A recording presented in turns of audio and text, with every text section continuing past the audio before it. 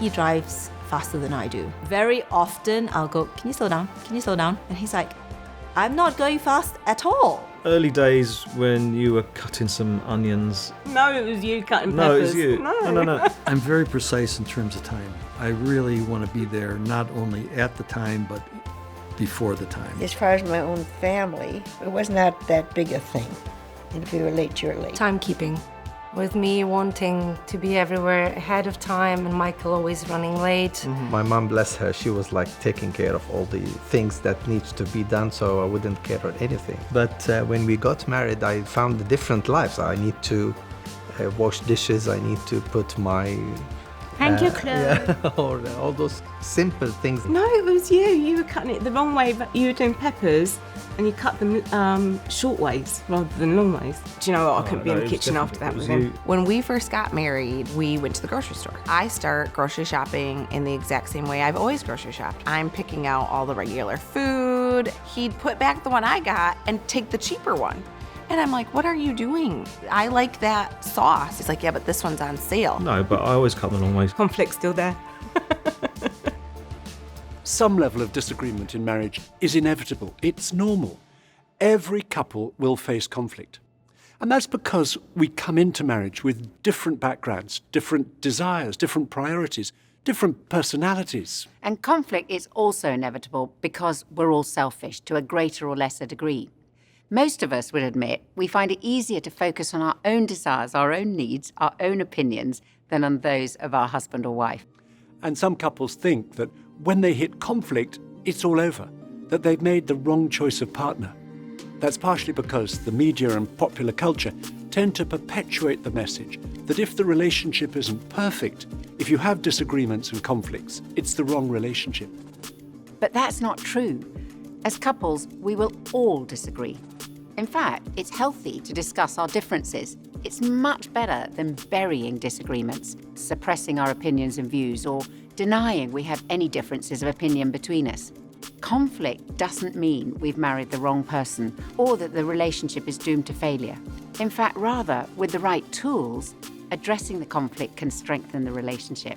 Rather than seeing ourselves as being on opposite sides, actually, in our marriage, we're on the same side, the same team. I don't know if you've ever tried to row a boat with your partner. It was one of the first things Scilla and I did when we met as teenagers on holiday, and we weren't very good at it. The main problem was we were trying to prove to each other who was the better rower.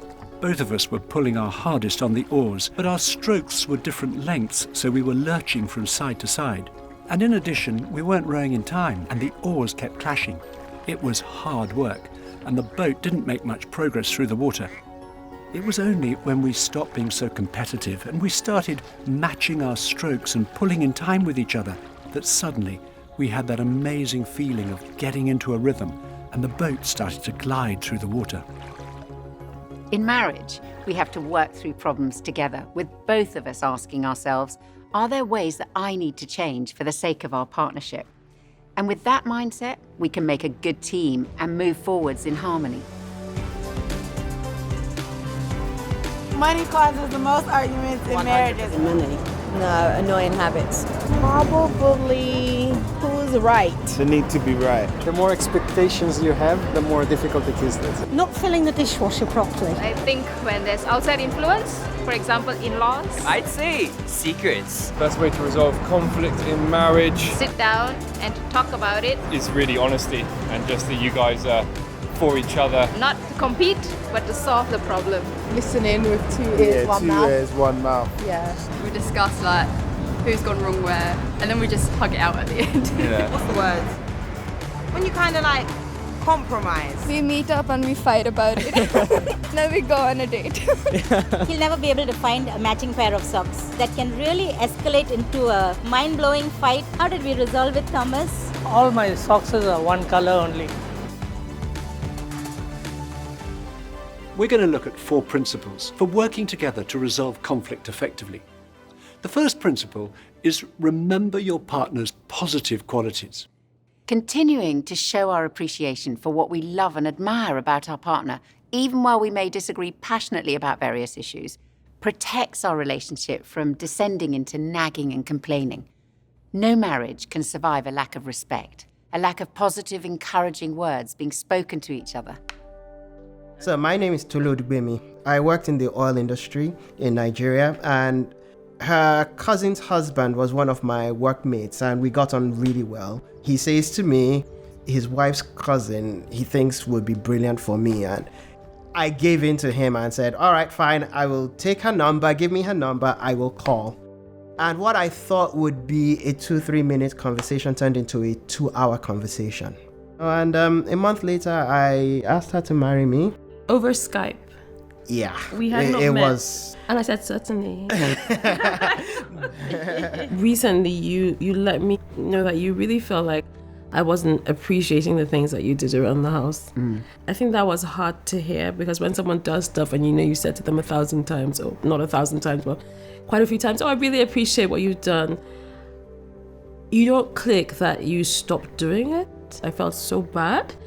And then just that reminder every time, thank you for doing this, and thank you for putting the kids to bed, or thank you for taking the little one to do a wee in the middle of the night, or just those things that seem really mundane, because it really matters. We can all make our husband or wife feel like the most important person in the world for us, simply through expressing our appreciation for them. And that's the way we build up their confidence and their sense of value. Just like the author Mark Twain once said, I can live for 2 months on a sincere compliment. While most couples, when they're dating, tend to say a lot of positive things to each other, once we've been married for a bit, it is all too easy to focus on those things that irritate us about our partner. And every couple will be able to think of certain things. Let me give you an example of something that irritates me. After a meal, we always wash the pots and pans in a bowl of hot water in the sink. And if Scylla has washed up last thing at night, she has this annoying habit of leaving the dirty water in the bowl. Now, I'm always the first to come downstairs in the morning to make Scylla a cup of tea. And I'm faced with this bowl of cold water with the grease now congealed around the edges. And what's worse, she leaves the brush in the water, so I have to put my hands in to retrieve it before trying to get rid of the grease. Now, I have mentioned this a few times over the last 40 years, and it is true, Scylla does it less frequently now.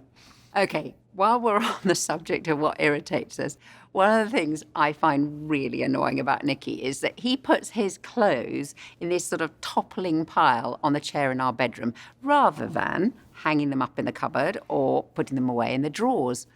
So, for me, remembering that I like being married to someone who has a very laid-back attitude to life really helps me. In fact, it was one of the things I loved most about Nicky when I first met him.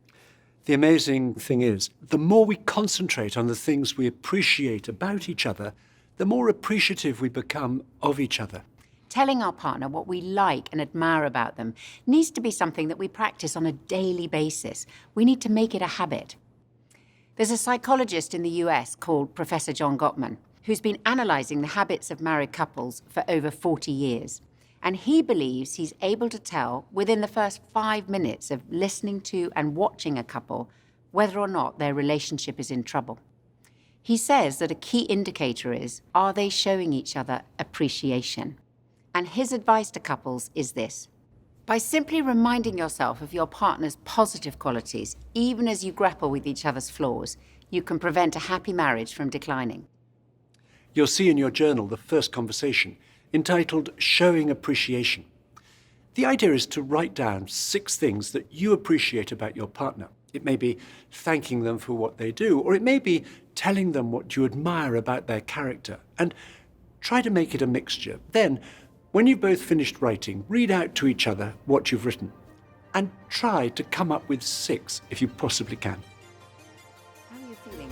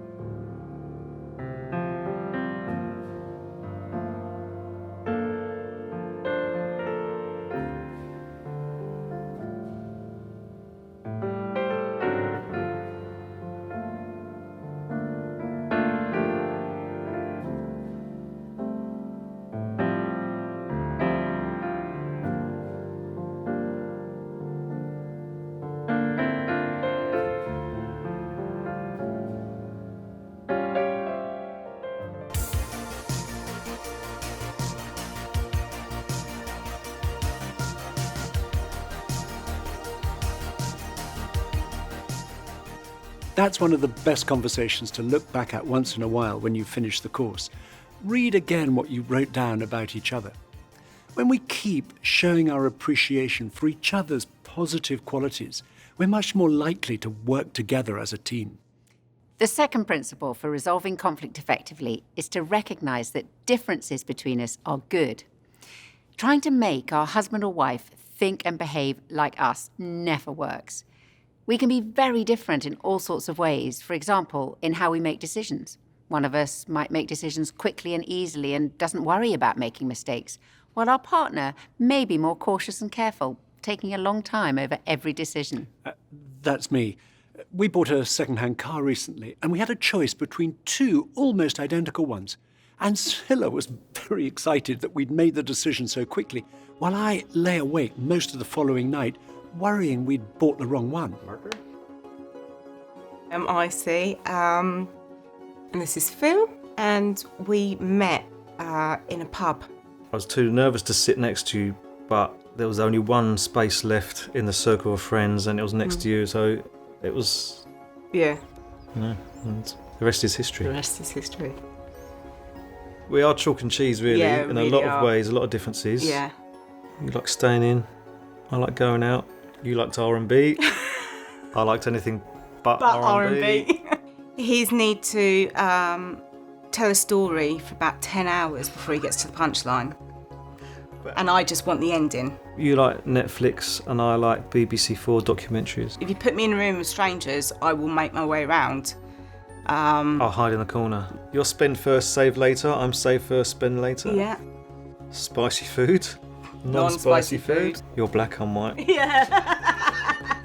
I can dance, you can't. No joke.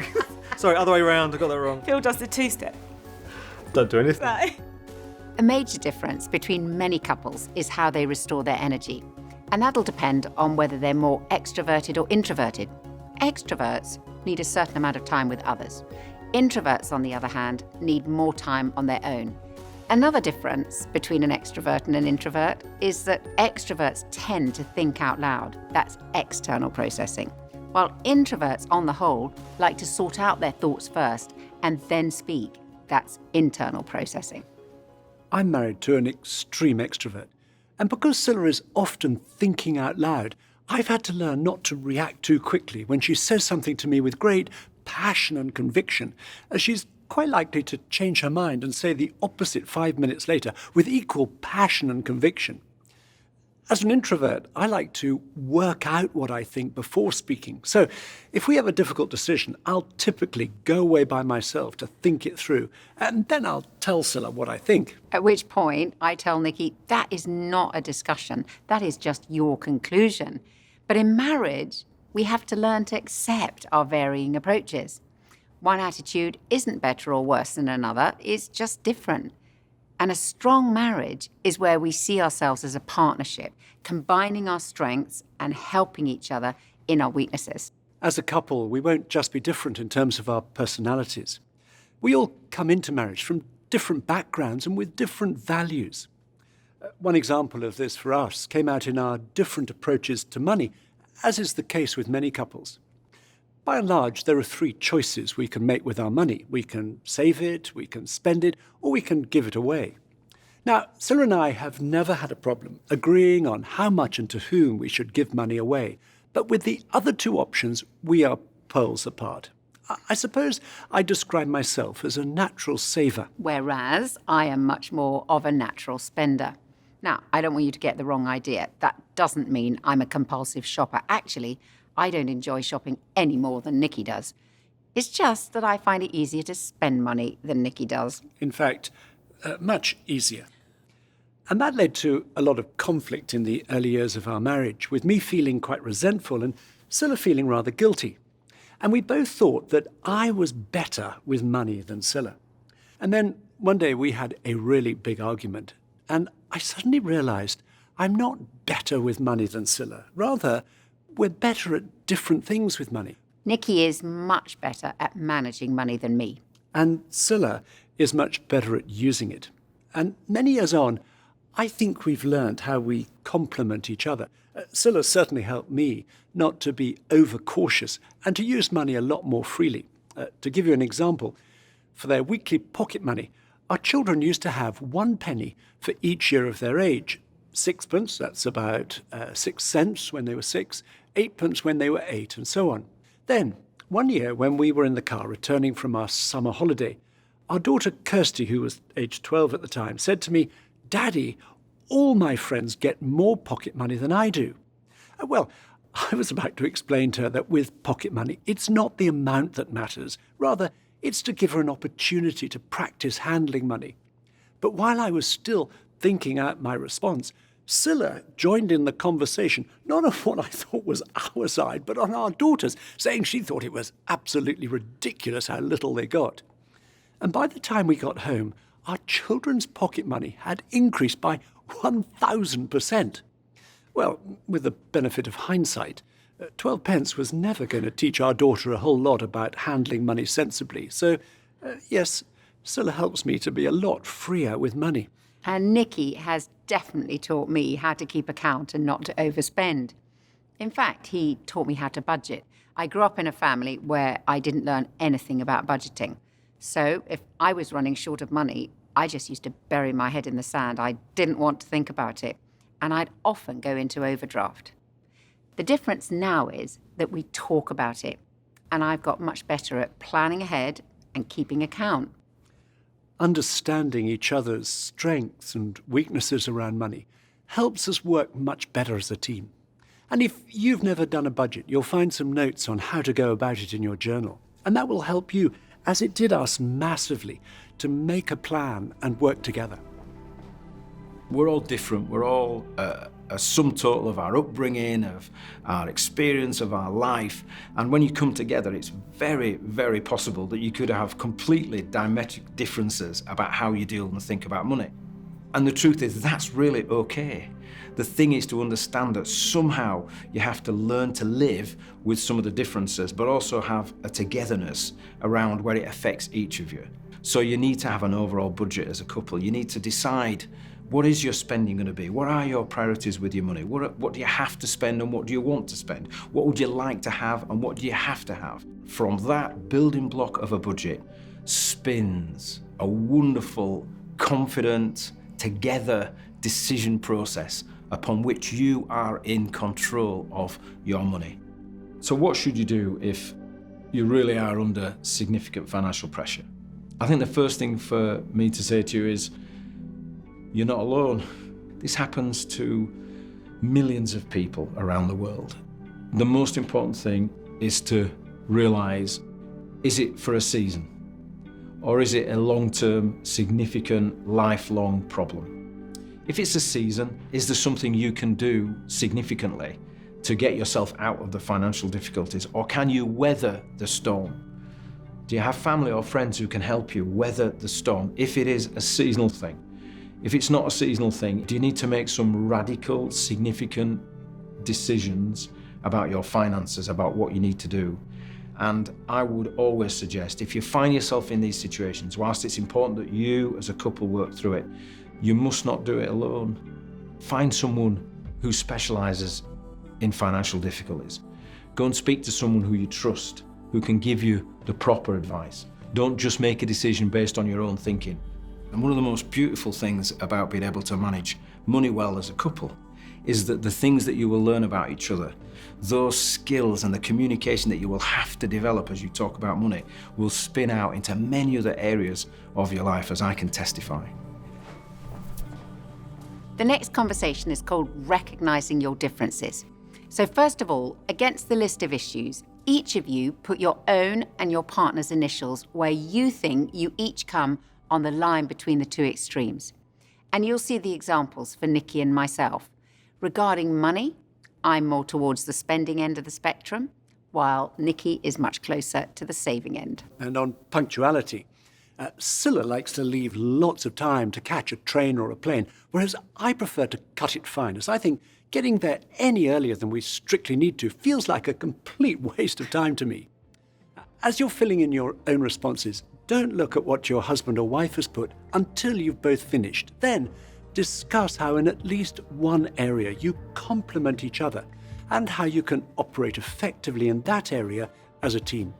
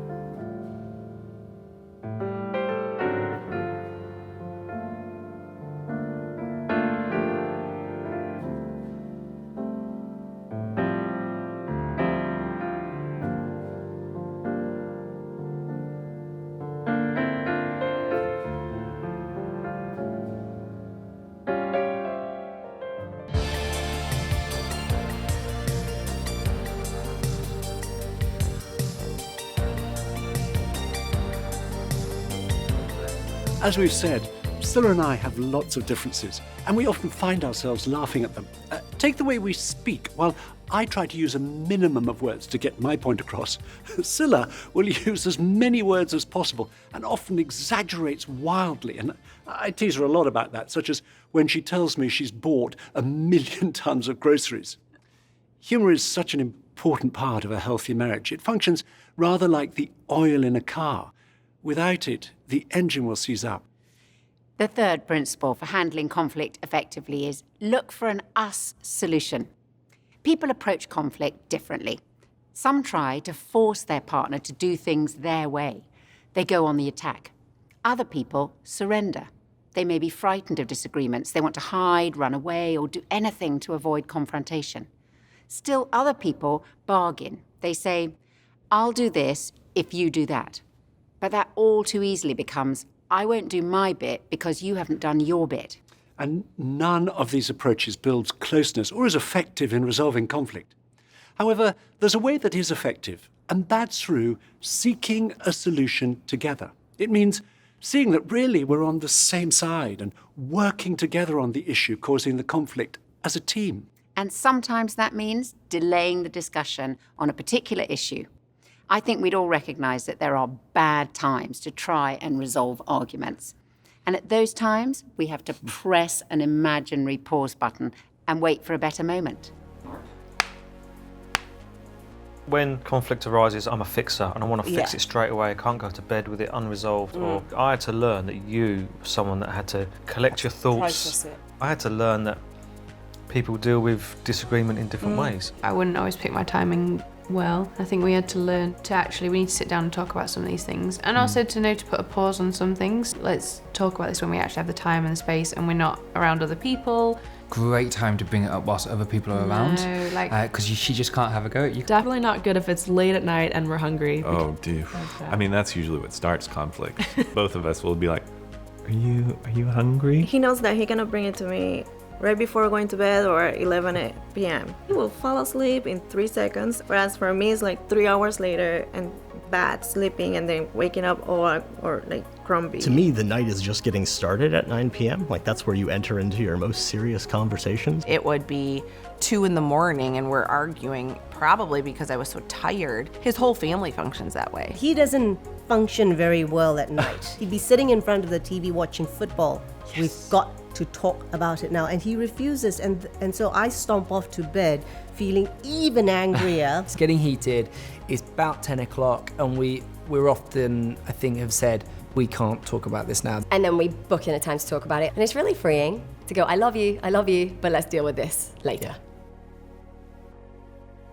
There are a number of bad times to argue, such as arguing in front of other people, as in the saying, don't air your dirty laundry in public, or just before a special occasion when emotions are heightened, or when we're in a rush, or when we've just walked in through the door at the end of a busy day. But the number one worst time to argue for most couples is late at night.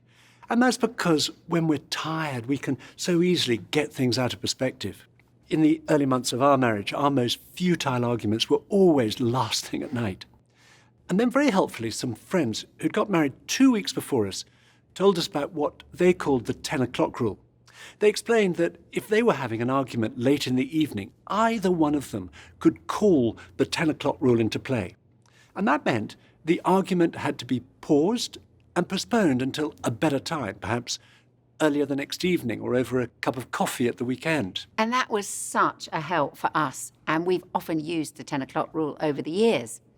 Now, of course, waiting for a better time takes self-discipline. But learning self-discipline plays an important part in resolving conflict more effectively, and it has certainly been a big part for me. I am naturally more volatile than Nikki. I like to get things out into the open as soon as possible, and I find waiting for a better time really difficult. But I've come to realise that the disagreement doesn't always have to be resolved there and then, and I've learned that sometimes it isn't helpful to tell Nikki everything I feel straight away, and especially not late at night. Using the 10 o'clock rule doesn't mean going to bed still angry with each other. The issue may not be resolved, but if either or both of us are aware we've said some unkind things, we need to apologise and forgive each other. That reassures our partner that our relationship is still okay, even though we haven't yet reached agreement about the issue. Delaying a disagreement may well involve some of us having to learn to control our temper, because if our anger is out of control, it can cause us to hurl accusations at each other in the heat of an argument, which will be highly damaging to our relationship. If you're married to someone who's rageful, it's quite terrifying. Sometimes people who have issues with rage, most of the time they're not rageful, they just have these moments where suddenly everything goes crazy. Ideally, they're not physically abusive, but they may be verbally abusive, or they might damage property around the house if they're really mad at times. And even though they may not be rageful like that all the time, what happens is the person who's married to them lives in fear of that rage, so they learn to sort of tread on eggshells around the other person. I'd say to people who are feeling that that's them, that's what they do, they are that rageful person, I would say firstly, notice that that's what you're doing, but also if you're really honest with yourself, be clear that actually you gain some benefit from behaving like that. Because if your wife or husband are scared of your rage, you kind of get to control them, you get to be in charge. And so kind of dealing with rage, beginning to manage that kind of anger requires us not only to notice how damaging it is, but also begin to come to terms with the fact that we're gaining some rewards from behaving in that way. So if you know that you have an anger problem, you're listening to this and you're thinking, oh my goodness, that's me, that's what I do, then I think firstly, don't be ashamed to seek help. And when we seek help for anger, what we're really saying is, we're not saying I want my anger to go away. What we're saying is, I want to express my dissatisfaction in a way that's good for me, good for the person I'm married to, and good for both of us in our marriage. So ideally it becomes something that's productive, and it's good, and it moves us forward. And therefore I would say, if you feel you need help, go and look for that, and don't be ashamed of the fact that's what you're after. We're going to look now at 5 very practical steps that will help us to reach agreement and find an us solution. The first step is focus on the issue that's causing the conflict. Arguments so easily get widened and all sorts of other things get drawn in, so that sometimes we can't even remember what it was we were arguing about in the first place. Identifying and focusing on the main issue prevents disagreements escalating. Imagine a 3-seater sofa, wife at one end and husband at the other. And this contentious issue is right between us, keeping us apart and stopping us hearing each other properly or seeing each other's perspective. Focusing on the issue means taking it from between us and putting it out in front of us. Then, as husband and wife, we can move together on the sofa with nothing between us and focus on the issue that's out in front of us rather than attack each other. When we do this, we find the issue itself becomes more manageable. Take 1. My name's Jorge, and this is my wife Alexandra. We're both from Puerto Rico. We met in college. One of the things that we have found that helps our conflict resolution is visualizing that the conflict or the issue that is happening is not in between us, but in front of us. It's us as a team together trying to face that thing, that conflict or that's happening.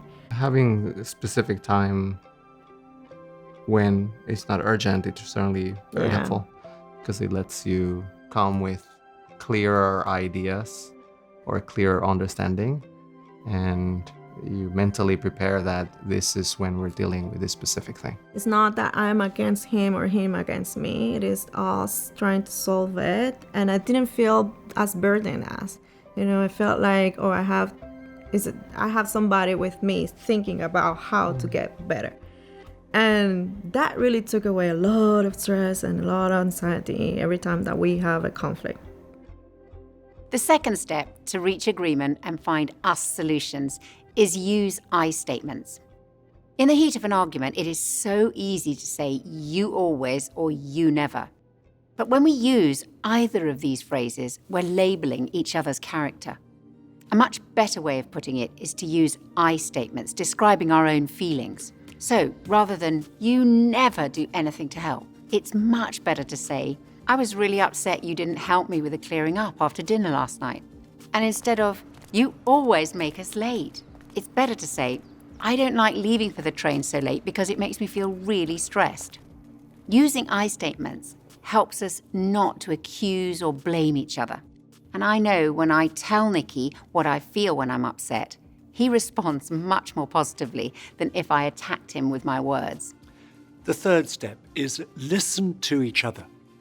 When we're having an argument, we're usually very keen our partner understands our point of view, but less keen to understand theirs. Making sure we listen will be especially relevant for us if we know we're better with words than our partner. So a simple but very effective ground rule when we disagree is take it in turns to talk. The fourth step is brainstorm possible solutions. Now, this may sound unrealistic in the middle of a heated disagreement, but once you've done the first 3 steps, it's much more possible. It's amazing how many ideas we can come up with when we start discussing the issue and listening to our partner rather than attacking each other. So, for example, if the conflict is over money, some possible solutions may be to change who organises the finances. You could make a detailed annual budget together. That really helped us. Or one or both of you decide to use cash rather than the credit card. Another option might be you agree to sit down once a week to review your spending. Or perhaps you decide to ask for help from someone who is good with money. Sometimes it helps to write down a list of possible solutions to see the different possibilities. The fifth step to reach agreement is decide on the best solution for now and review later. Try it out. If the solution works, the issue will stop causing conflict. If the one we try doesn't seem to work, we can go back to our list and try another one. My name is Emerson. My name is Christina. And right now we live in Mexico City. We met at a nightclub. First and last time I danced. But I danced with you that night. Yes. I know how to make money. I do not know how to keep money. I budget. And she budgets. Yes. And yeah. That was a huge argument. So 6 months into our marriage, we still hadn't joint accounts. I just said, you know what? I manage all my funds up to that point. And I said, I don't know if I trust you with things because money that's in there, it's really not there because there's bills coming, and that was like a new concept for him. And we ended up going to a financial class. And yeah, he listened to everything he said. I was really proud. I was thinking, first, he's not going to go. Second, if he goes, he's going to sit there and not really pay attention.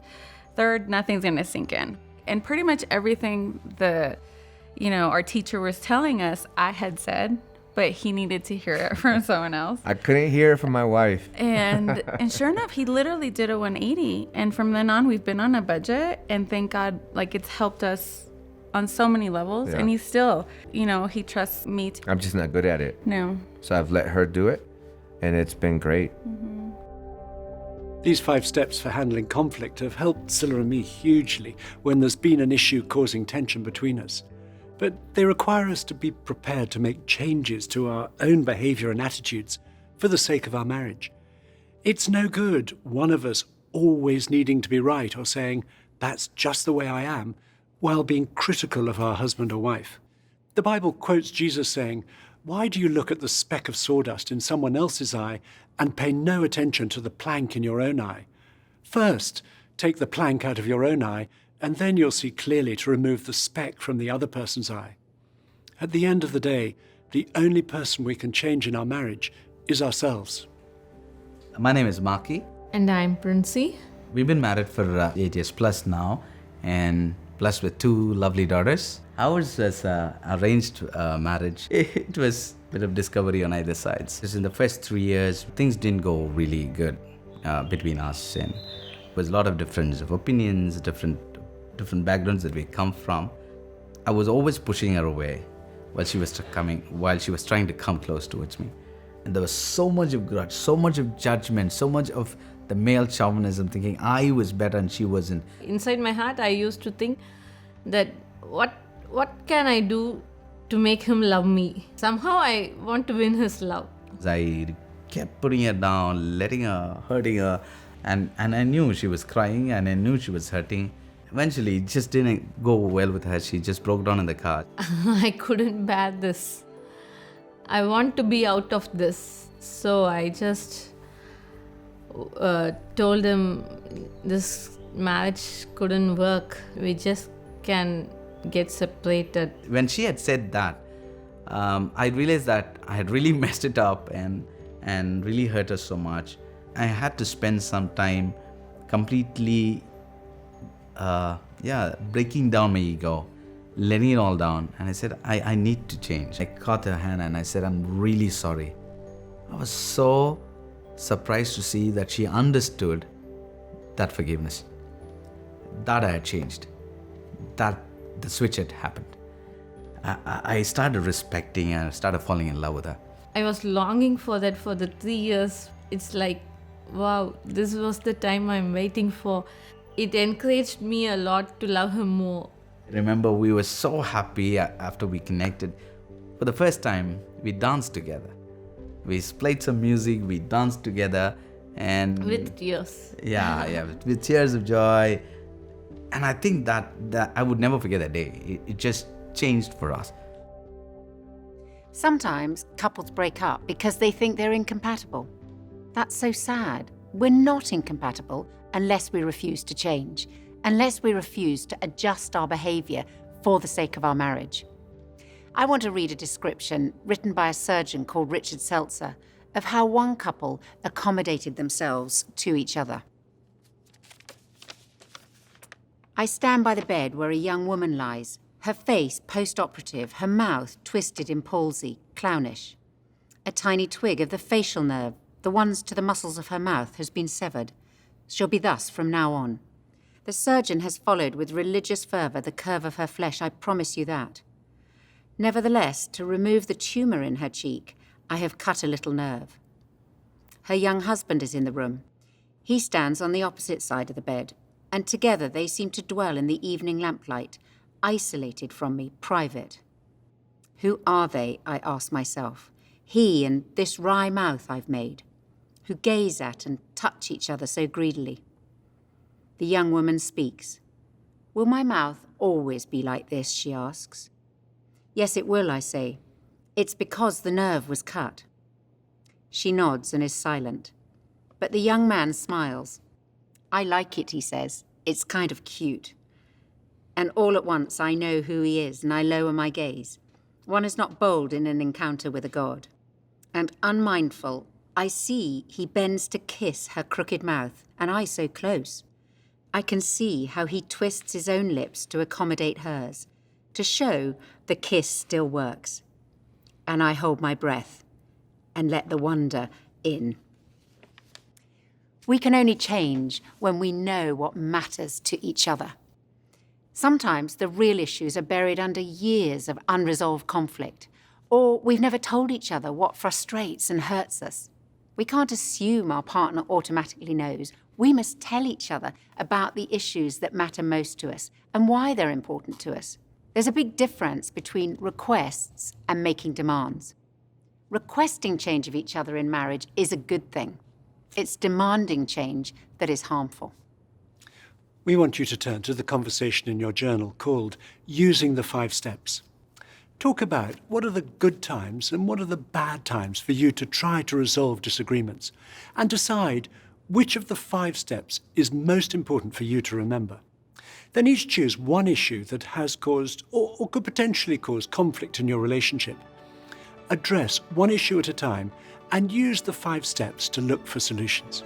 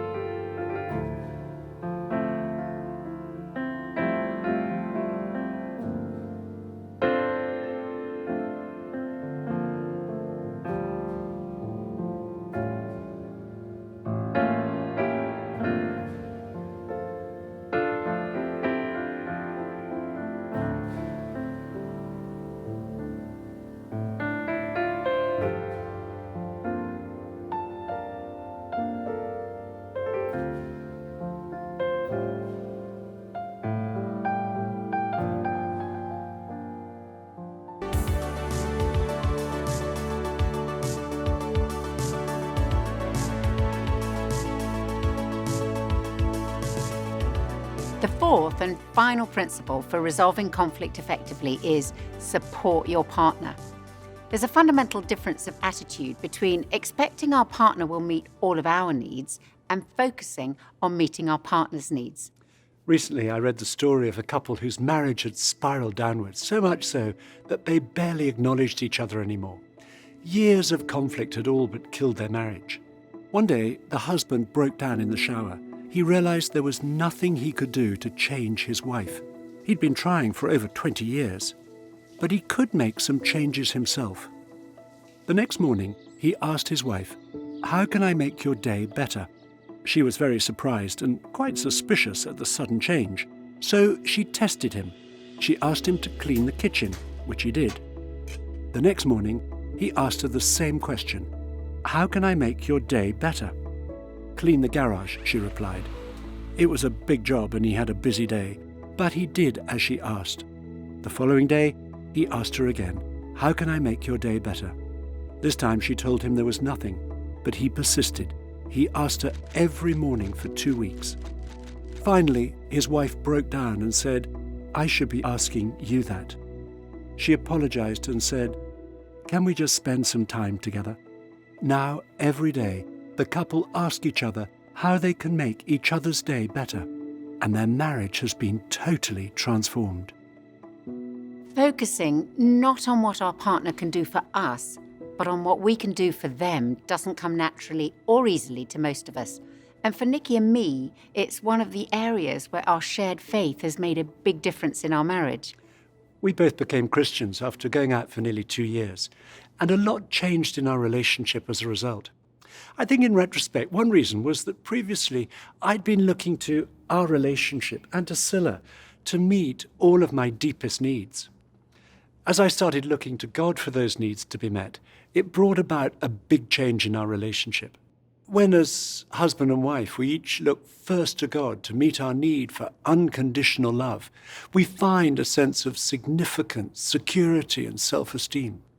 And as Scylla and I experienced those needs being fulfilled in a personal relationship with God, we found we were able to focus more easily on meeting each other's needs. When I went through experience, I had cancer, and at that time we were young, and we kids like very young as well, and it was shocking to us. When this happened, all our priorities is changed, and our love is changed, and we started to appreciate each and every moment together. This was quite a crucial time in our lives. I remember that I was thinking I need to be strong for Sammy and strong for myself and for the whole family. And I need to keep him focused on faith and hope and not give him a chance to be scared. Yeah, even. which you did. I wouldn't have went out from it without you. We've learned how to really trust God with our lives, with our very own lives, and not just by words. I think the major change was realizing that it's not about me. It was basically like living more for you than for myself. Sally's support during this time was incredible. It was everything. It was very special to see the vulnerable side as well of each other when things get tough, and we're not holding on our defenses, and when we are completely transparent in front of each other with fears, and so that brought us close to each other and getting closer to God. One practical way that Nikki and I try to support each other is by spending a few minutes each day praying with and for one another. This short time of praying isn't only about connecting with God, but also connecting with each other. We simply ask each other, "What can I pray for you today?" And the answer will be about very personal things, whatever's uppermost in our minds. Perhaps things we're worried about, or a difficult decision we have to make, or something to do with one of our children. And then we each say a short prayer about what the other has said. But we also recognize that we can't really pray, and almost certainly we won't feel like praying, if there's unresolved conflict between us, because praying together is such an intimate thing to do. So sometimes before we can pray, we have to say sorry if one of us knows that we've upset the other. And often these few minutes of praying together have been the catalyst for us to understand each other better. We've certainly had to persevere and be intentional about praying together. As with our date nights, it doesn't just happen. We've had to plan this into our lives and make it a habit. Now, we don't always manage it, but when we do, it's one of the most uniting things we do as a couple. It's a time of connection, and it always makes a difference. Before we end the session, we want to give you the opportunity to ask your partner one of two questions. If you're comfortable praying, ask each other, "What can I pray for you?" And then pray quite simply, either aloud or silently, something like, "Lord, please help my partner with whatever it is. Thank you, Lord. Amen." If you're not comfortable praying, ask your partner that question Nikki mentioned earlier, "How can I make your day better?" And then respond to them in a way that expresses your support.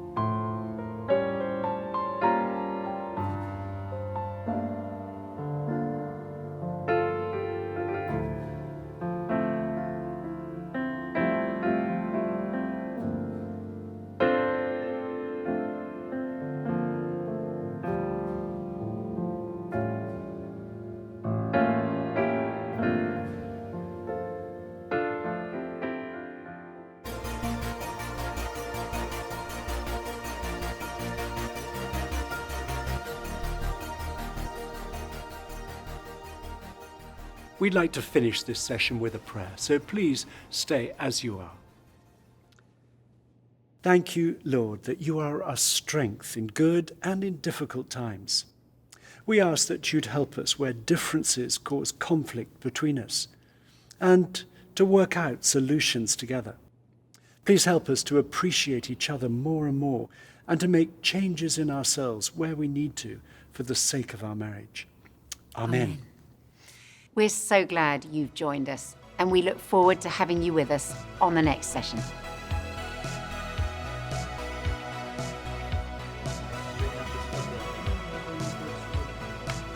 I'm a girl who wants. The thunder. I still do the bins. Oh, turn it in. I knew that was going to come up. Put the bins out. Yeah, Yeah, I just wanted to say that. I think it went a little. You start. You start. Marriages look crazy. Yeah, it is crazy. This might get me into Yeah, trouble. don't do but it. No, I'm going to do it. I'm going to do it. I'm going to no, because it's fun. Maybe not. Yeah. My feet are really sweating. We didn't need to know that.